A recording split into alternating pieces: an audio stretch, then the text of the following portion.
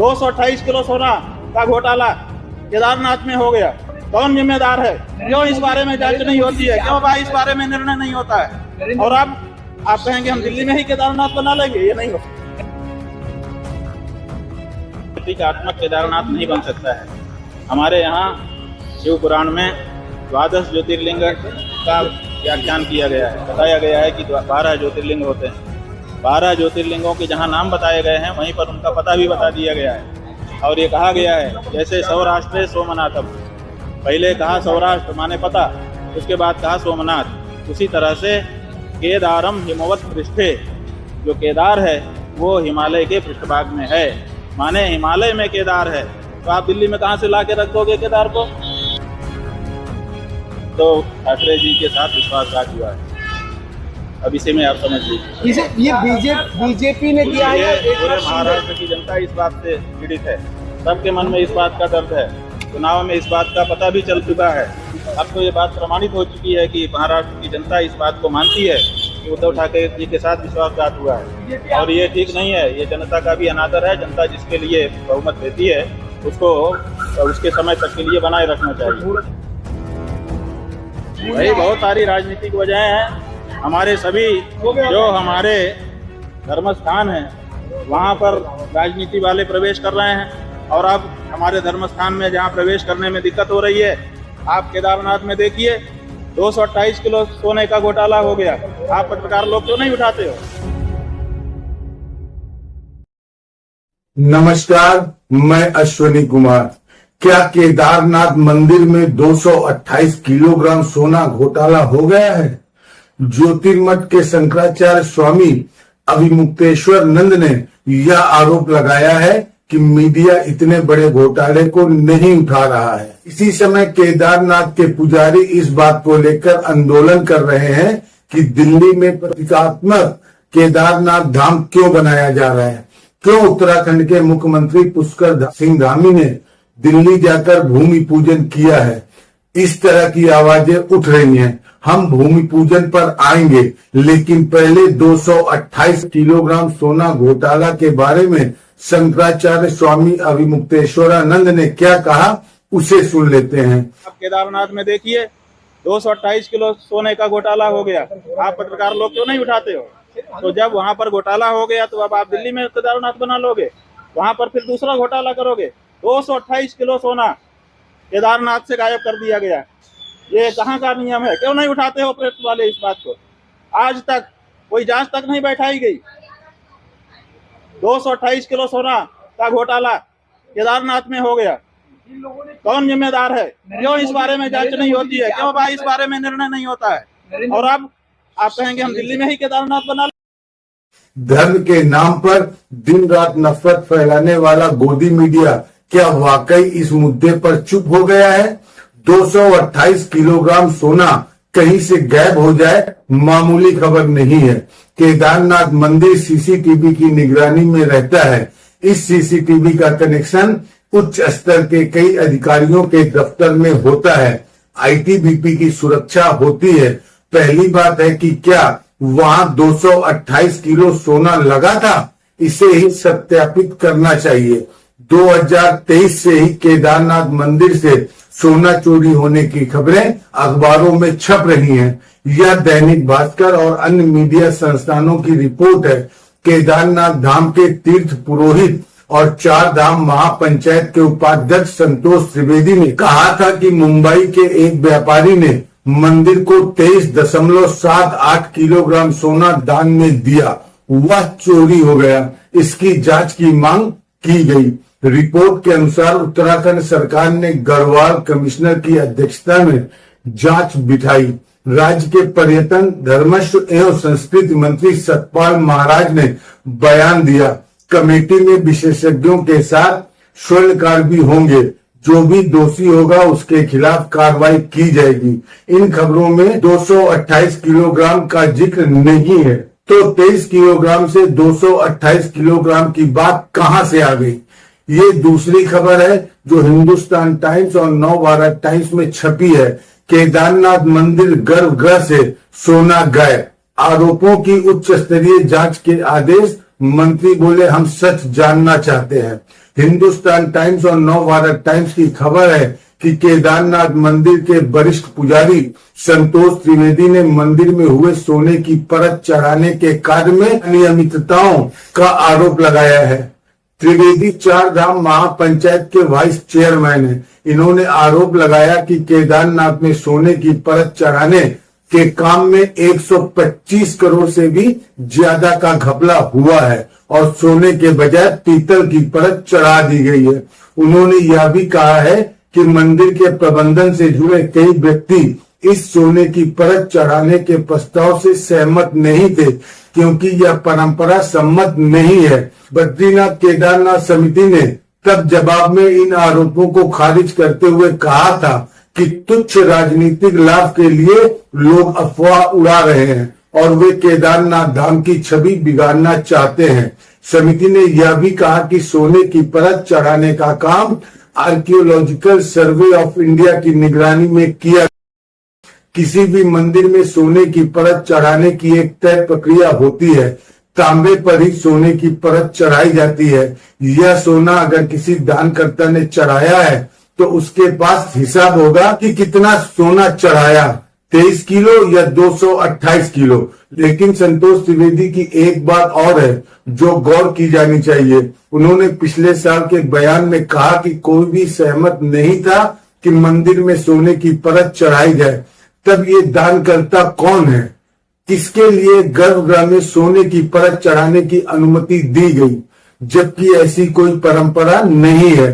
तब के समाचार पत्रों में मंदिर समिति का बयान छपा है कि गर्भगृह को स्वर्ण मंडित करने का कार्य दानदाता ने अपने स्तर पर किया। ये इतना वीआईपी है, इतना महत्वपूर्ण मंदिर है केदारनाथ धाम, वहां पर किसी को निजी तौर पर यह काम करने की अनुमति कैसे दी जा सकती है?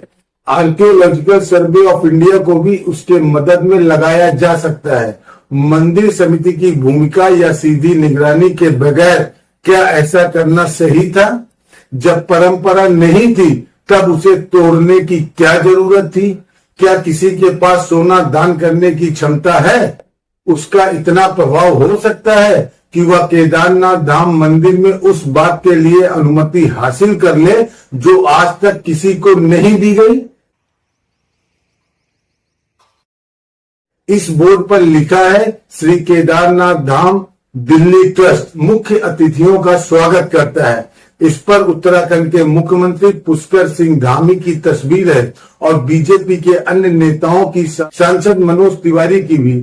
इस समय यहाँ शामियाना तो उतारा जा चुका है, बांस बल्लियां खोली जा रही हैं, लेकिन दिल्ली के बुराड़ी में इसी जगह पर 10 जुलाई को श्री केदारनाथ धाम मंदिर की भूमि पूजन किया गया है और इस कार्यक्रम में उत्तराखंड के मुख्यमंत्री पुष्कर सिंह धामी भी शामिल हुए।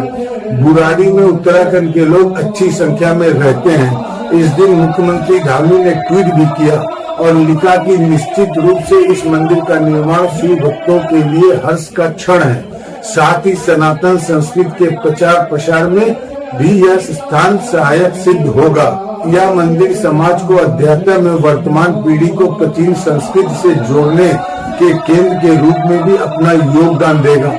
आदरणीय प्रधानमंत्री श्री नरेंद्र मोदी जी के नेतृत्व में वैश्विक पटल पर सनातन संस्कृति का पताका फहरा रही है।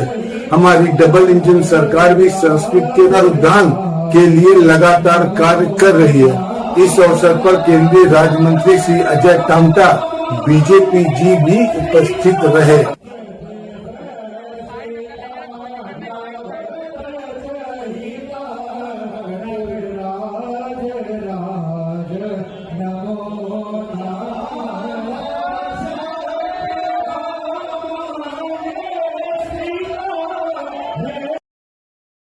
आठ जुलाई के अमर उजाला में श्री केदारनाथ धाम दिल्ली ट्रस्ट के अध्यक्ष सुरेंद्र रौतेला का बयान छपा है। अपने बयान में उन्होंने प्रतिरूप का इस्तेमाल तो किया है, लेकिन उनकी बातों से लगा कि दिव्य धाम का विकल्प तैयार किया जा रहा है। सुरेंद्र रौतेला ने कहा और जो कि छापा है कि बाबा केदारनाथ धाम के दर्शन 6 महीने बर्फ के चलते नहीं हो पाते हैं। वहीं बहुत से लोग किसी न किसी का और कारण से भी दिव्य धाम तक नहीं पहुंच पाते। ऐसे में दिल्ली में बनने वाले मंदिर में बाबा के प्रतिरूप के सुलभ दर्शन हो सकेंगे। खबर की हेडिंग है 12 महीने होंगे बाबा केदारनाथ के दर्शन। यह जागरण की 10 जुलाई की खबर है। इसकी होर्डिंग में केदारनाथ मंदिर लिखा है। इस खबर में मुख्यमंत्री पुष्कर सिंह धामी का बयान छपा है कि बुराड़ी की पावन धरती में उत्तराखंड और सनातन संस्कृति के मूल पंचायत बाबा केदारनाथ जी का धाम हमारी संस्कृति और आस्था का आधुनिक प्रतीक बनेगा। उन्होंने कहा कि बुराड़ी क्षेत्र में बन रहे केदारनाथ धाम पूरी मानवता को प्रेरणा देने का काम करेगा। इसी को लेकर शंकराचार्य स्वामी अभिमुक्तेश्वरानंद ने सवाल उठा दिया है। प्रतीकात्मक केदारनाथ नहीं बन सकता है। हमारे यहाँ शिव पुराण में 12 ज्योतिर्लिंग का व्याख्यान किया गया है। बताया गया है कि 12 ज्योतिर्लिंग होते हैं। 12 ज्योतिर्लिंगों के जहाँ नाम बताए गए हैं वहीं पर उनका पता भी बता दिया गया है। और ये कहा गया है जैसे सौराष्ट्र सोमनाथम, पहले कहा सौराष्ट्र माने पता, उसके बाद कहा सोमनाथ। उसी तरह से केदारम हिमवत पृष्ठे, जो केदार है वो हिमालय के पृष्ठभाग में है, माने हिमालय में केदार है। तो आप दिल्ली में कहाँ से ला के रख दोगे केदार को? जब पता साफ साफ बताया गया है कि ये यहाँ लोकेटेड है, तो आप उसका लोकेशन क्यों बदलना चाहते हैं? क्यों जनता को भ्रम में डालना चाहते हैं? आप भगवान के 1000 नाम है, किसी नाम से स्थापना करके पूजा करिए, लेकिन केदारनाथ धाम दिल्ली में बनेगा, ये अनधिकार चेष्टा है और ये नहीं होना चाहिए। क्या इसके पीछे राजनीतिक वजह है? भाई बहुत सारी राजनीतिक वजह हैं। जो हमारे धर्म स्थान है वहाँ पर राजनीति वाले प्रवेश कर रहे हैं, और अब हमारे धर्म स्थान में जहाँ प्रवेश करने, मुख्यमंत्री इसे धाम कह रहे हैं, मंदिर भी कह रहे हैं, लेकिन जब से केदारनाथ में प्रदर्शन शुरू हुआ है, जागरण की हेडिंग में प्रतीकात्मक मंदिर लिखा जाने लगा है, तब हो सकता है कि किसी ने नहीं सोचा होगा कि केदारनाथ में इसे लेकर विरोध होने लग जाएगा।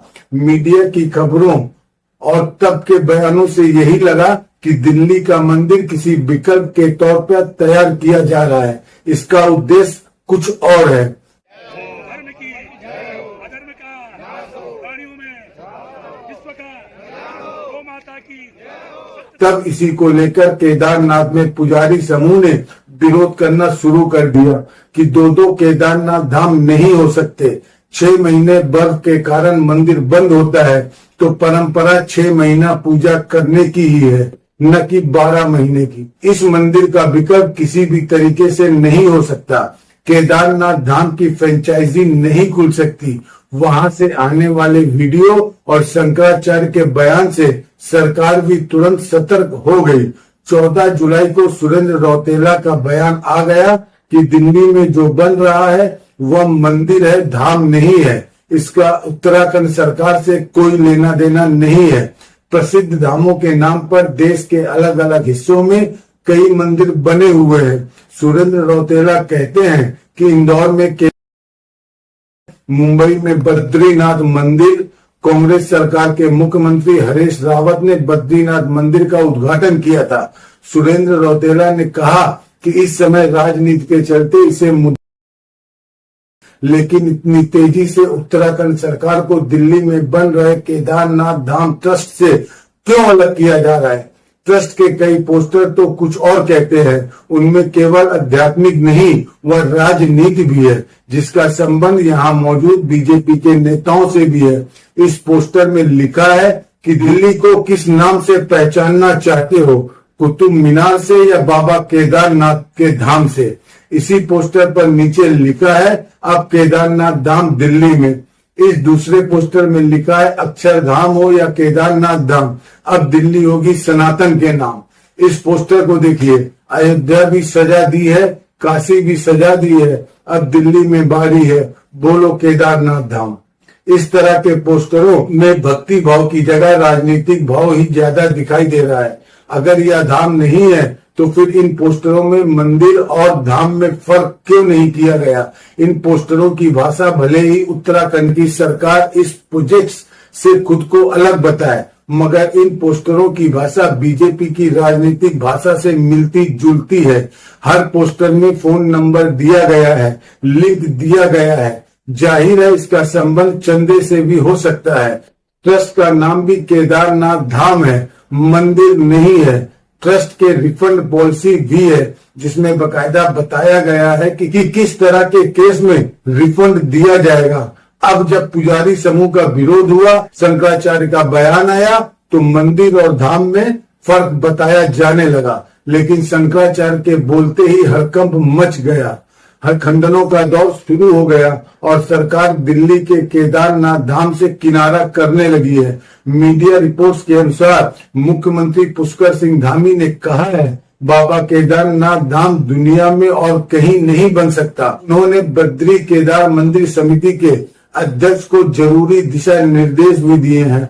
मंदिर समिति के अध्यक्ष ने कहा है, उत्तराखंड सरकार का इससे कोई संबंध नहीं है। देखिए, मैं आपके माध्यम से स्पष्ट करना चाहूंगा कि दिल्ली में किसी केदारनाथ धाम ट्रस्ट द्वारा जो मंदिर निर्माण प्रस्तावित किया गया है उसमें प्रदेश सरकार का किसी प्रकार का कोई संबंध नहीं है और न ही प्रदेश सरकार द्वारा किसी प्रकार का कोई आर्थिक सहयोग प्रदान किया गया है। माननीय मुख्यमंत्री जी इस प्रस्तावित मंदिर के शिलान्यास कार्यक्रम में सम्मिलित हुए थे।